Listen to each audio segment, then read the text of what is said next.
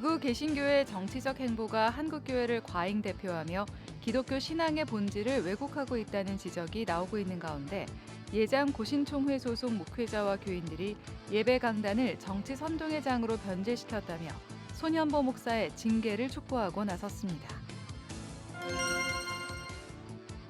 진보교단인 한국기독교장로회와 보수교단인 대한예수교장로회 고신총회가 한자리에 모였습니다.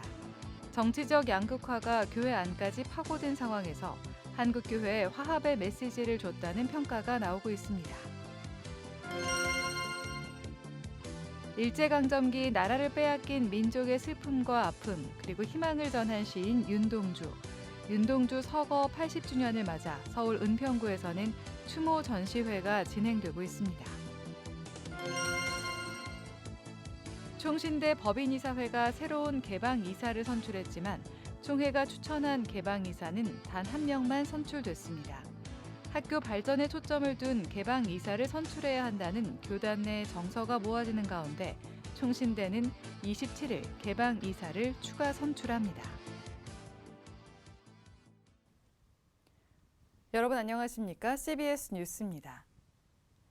12.3 내란 사태 이후 이어지고 있는 극우 개신교계의 정치적 행보가 한국교회를 과잉 대표하며 기독교 신앙을 왜곡하고 있다는 비판이 커지고 있습니다.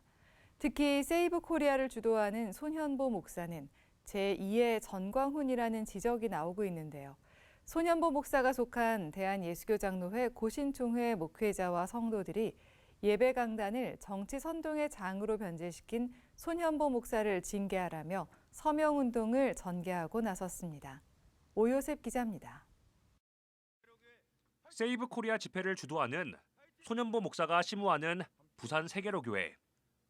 주일 공예배 설교 시간 특정 정치인에 대한 원색적인 비난과 노골적인 정치 구호 복창이 반복됩니다. 사법부의 사조적을 이게 알게 되었으니 이재명은 끝이다. 중국에는 쇄세하겠다고 말하지만은 이재명은 끝이다. 호남에서도 윤 대통령 지지율 41%, 이재명은 끝이다.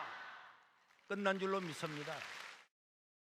12.3 내란 사태 이후 세계로교회 주일 예배 설교는 특정 정당과 정치인을 비방하는 내용들로 가득 차 있습니다. 극우 정치 집회의 선동 메시지와 극단적인 주장도 설교 강단에서 여과 없이 전해지고 있습니다.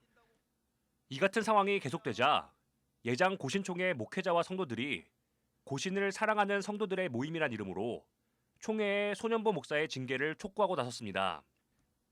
이들은 연명 제한 성명을 발표하고 하나님의 진리를 선포해야 하는 설교 강단이 정치 선동의 장으로 오염되고 하나님만 높임을 받아야 하는 예배의 본질이 훼손됐다고 비판했습니다.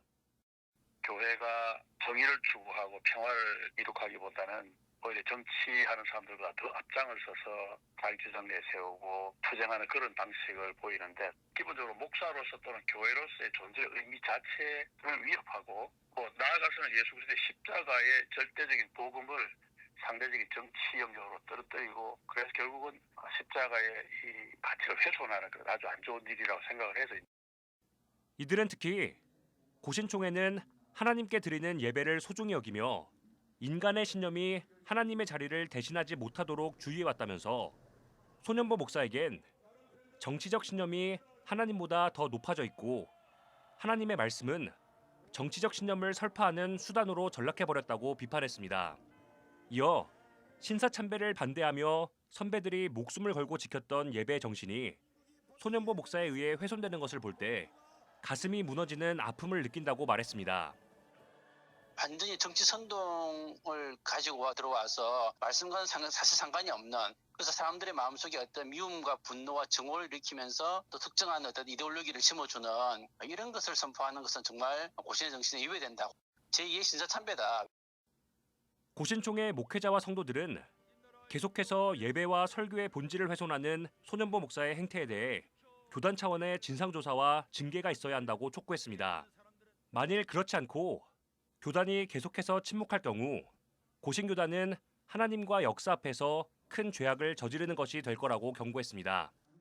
사실 이렇게 되면 기독교는 전도가 불가능해지겠죠 앞으로. 그리고 사회에서 가장 퇴행적인 집단으로 인식이 될 거고 하나님 앞에서 책임져야 되는 행동이고 여기에 대해서 내 목회자든 평신도든 더 이상 계속 침묵하고 참아서는 안 된다고 생각합니다.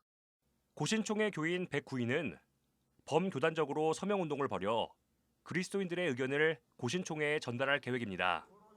CBS 뉴스 오요셉입니다. 이분법적으로 교단을 나누는 건 어렵겠지만 대다수의 한국교회 성도들에게 한국기독교장로회는 진보, 대한예수교장로회 고신은 보수교단으로 인식됩니다. 정치적 양극화가 교회 안으로까지 침투한 상황에서 기장과 고신 총회장과 임원들이 만나 한국교회 화합의 메시지를 던졌습니다. 한혜인 기자의 보도입니다. 한국기독교장로회 총회와 대한예수교장로회 고신총회 임원들이 한자리에 모였습니다. 기장과 예장 고신은 한국교회 성도들에게 큰 틀에서 각각 진보와 보수를 대표하는 교단으로 여겨집니다. 이번 만남은 기장 총회의 제안에 예장 고신 총회가 화답하며 성사됐습니다. 교계 지도자 모임이나 개인적 차원의 만남이 아닌 총회 차원에서 두 교단의 단독 만남이 이뤄진 건 올해가 처음입니다. 정치적 양극화가 교회 안까지 파고든 상황에서 두 교단 임원들이 만나 예배하고 대화를 나눔으로써 한국교회의 화합의 메시지를 던지겠다는데 뜻을 모은 것으로 풀이됩니다. 두 교단 임원들은 분열의 역사가 이 땅을 지배하고 있는 가운데 이번 교류가 한국교회의 화합의 메시지를 전할 수 있는 기회가 될 것으로 기대한다고 밝혔습니다. 하나 되고 치유하고 회복할 수 있는 길을 우리 신앙인들이 어디서부터 찾아야 될까 고민을 하고 기도를 하다가 너희들이 먼저 하나 되지 않고 무슨 하나됨을 설교할 수 있겠느냐. 우리 두 교단은 한국의 진보와 보수의 대표적인 그런 교단입니다. 이 교단이 이런 시국과 이런 상황 속에서 만난다는 것은 정말 한국교회에 큰 메시지를 던지는 만남이 아닌가 그렇게 생각을 합니다. 한국기독교장로회와 예장 고신총회는 하나의 장로교에서 분열된 교단입니다. 예장 고신은 1952년 신사참배를 거부한 기독교인을 중심으로 교회 정화 운동을 외치며 나오게 됐고 기장은 1953년 자유주의 신학 논쟁을 계기로 교회의 사회 참여를 강조하며 세워졌습니다. 신사참배와 관련해 기장총회는 2007년 신사참배에 가담하고 일제의 침략전쟁에 협력한 과거의 죄를 회개한다는 내용을 담은 신사참배와 부일협력에 대한 죄책 고백 선언문을 발표하기도 했습니다. 한편 기장과 고신은 일회성 만남에 그치지 않고 오는 4월 6일 주간에 한국 기독교 선교 140주년 기념 토론회를 개최하기로 했습니다. 오는 9월 6일에는 장로교가 신사참배를 결의했던 날인 9월 10일의 치욕을 잊지 않겠다는 의미를 담아 양교단 연합 예배를 진행하기로 했습니다. CBS 뉴스 한혜인입니다. 일제강점기 나라를 빼앗긴 민족의 슬픔과 아픔, 그리고 희망을 전한 시인 윤동주 서거 80주기를 맞았습니다. 민족의 정서를 누구보다 잘 대변했던 민족 시인이자 일본 제국주의에 맞서 저항했던 윤동주는 27세라는 짧은 생애 동안 그리스도인이자 시인으로 진정한 나라 사랑, 애국이 무엇인지 일깨워 줍니다. 송주열 기자입니다. 괴로웠던 사나이, 행복한 예수 그리스도에게처럼 십자가가 허락된다면 모가지를 들이우고 꽃처럼 피어나는 피를 어두워지는 하늘 밑에 조용히 흘리겠습니다. 윤동주 시집 하늘과 바람과 별과 시에 수록된 작품 십자가입니다. 십자가를 비롯해 별 해는 밤, 서시, 자화상, 참회록 등 작가의 작품들에서는 일제강점기 시인의 고뇌와 몸부림, 기독교적 성찰을 엿볼 수 있습니다. 윤동주 시인은 일본 유학 중 1943년 7월 독립운동 혐의로 체포돼 1945년 2월 16일 일본 규슈 후쿠오카 형무소에서 27세의 짧은 생을 마감했습니다. 윤동주 시인 서거 80주년을 맞아 그의 시대정신과 나라사랑, 문학세계를 다시 돌아보는 움직임이 일고 있습니다. 윤동주 탄생 100주년 기념 도서관인 내를 건너서 숲으로 도서관에서는 지난 주말 윤동주의 생애와 문학세계가 우리 시대에 들려주는 이야기를 조명하는 시간이 마련됐습니다. 문학평론가 유성호 교수는 시인 윤동주는 시대 현실 앞에서 스스로 부끄러워할 줄 알았다며 윤동주 시인을 통해 우리가 잃어버린 부끄러움을 회복했으면 좋겠다고 말했습니다. 자발적으로 청해드리는 스스로에 대한 안타까운 마음이야말로 진짜 겸손함이죠. 타인에게만 들키지 않으면 무엇이든지 할 수 있는 그런 마음이 아니고 들키기 전에 자기 스스로를 적발해내는 이 마음은 아마 이 참여력이 보여주는 것 같습니다. 도서관 한편에서 열린 윤동주 서거 80주기 추모 전시회. 북한도 기독교 공동체 명동촌의 삶을 엿볼 수 있는 윤동주의 유년 시절부터 독립운동 혐의로 체포되기까지 함께 걸어보는 청춘의 발자취. 윤동주가 남긴 문학적, 민족적 자산을 돌아보는 80년의 메아리를 테마로 꾸몄습니다.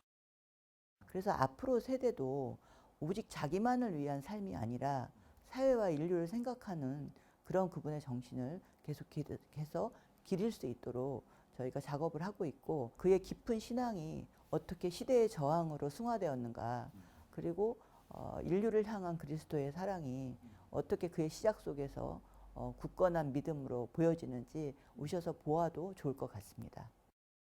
전시회에는 시인의 삶과 문학을 사랑하는 지역 주민들과 문학인, 학생들로 붐볐습니다.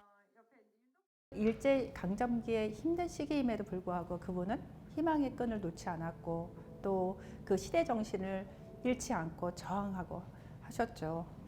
우리 윤동주 선생님의 정신을 이어받은 것이야말로 저희가 애국하는 정신이라고, 그 정신을 이어받는 것이라고 저는 생각을 합니다. 시민들은 12.3 내란 사태 이후 정치 갈등이 심화되고 있는 가운데 무엇이 진정한 애국인지 돌아보는 시간이었다고 말합니다. 그 사람이 어떤 살아왔던, 왜 이 사람이 애국과 연결돼 있는지, 그리고 현재 그 많은 그 우리나라 사람들이 동주 시인에 대해서 이렇게 찬사를 하는지에 대해서 조금 새로운 모습을 보게 됐다. 지금 정치 증사하고 맞물려가지고 사람 염치라는 거, 부끄러움이라는 거, 이게 기본적으로 우리가 가지고 있어야 되는데 너무 없다 보니까 사회적으로도. 그래서 저는 그게 되게 공감을 많이 했어요. 그래 저 자신부터 좀 되돌아보면서 부끄러움을 알아야 되겠구나. 불이한 시대 현실 속에 신앙과 민족 앞에 한 점 부끄럼 없이 살고자 했던 시인 윤동주의 짧은 생애가 나라를 사랑하는 그리스도인의 삶은 무엇인지 적지 않은 울림을 주고 있습니다. CBS 뉴스 송주열입니다.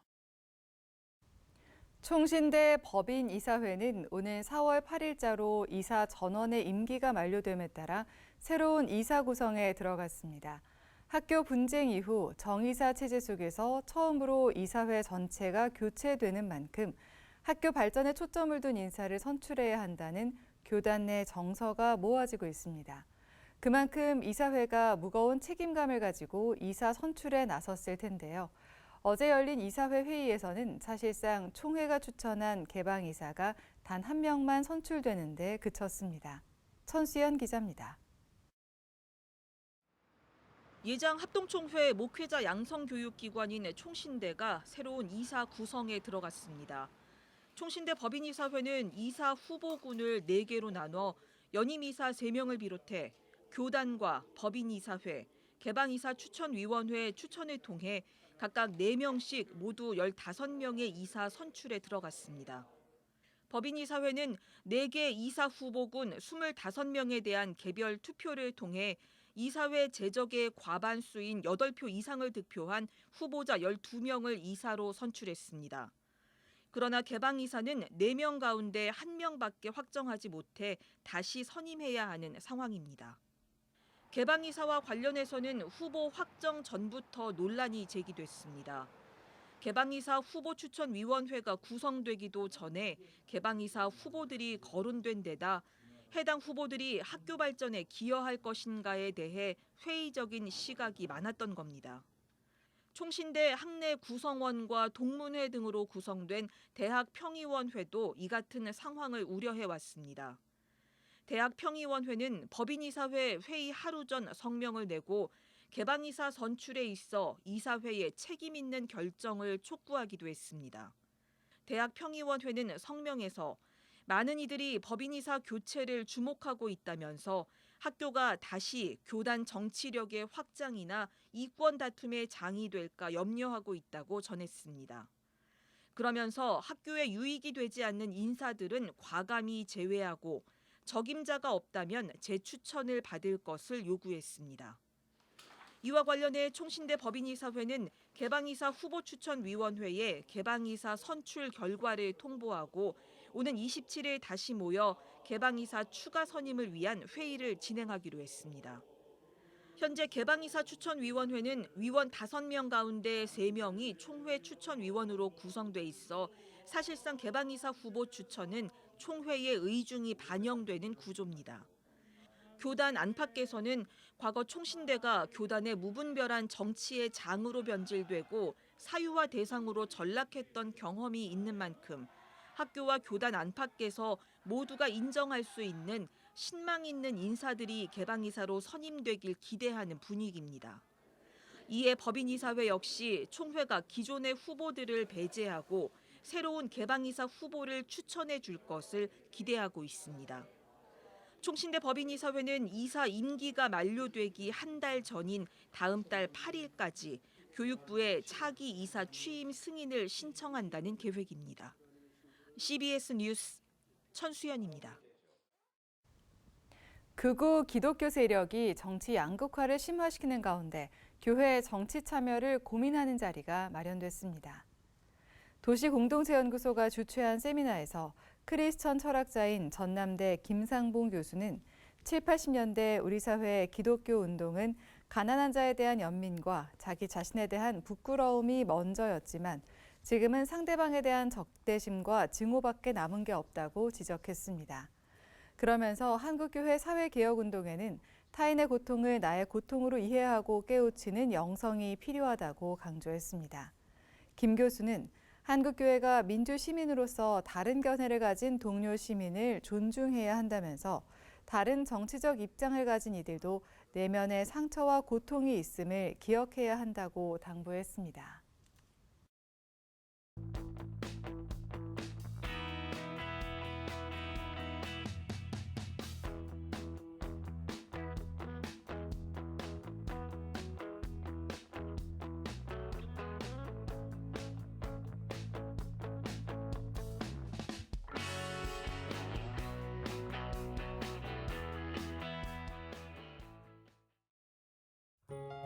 날씨입니다. 내일도 찬 공기가 유입되면서 전국 대부분 지역이 춥겠습니다. 바람도 강하게 불어 체감 온도는 더욱 낮겠습니다. 내일 아침 최저 기온은 영하 10도에서 영하 1도, 낮 최고 기온은 0도에서 6도로 예상됩니다. 이상으로 뉴스를 마칩니다. 시청해주신 여러분 고맙습니다.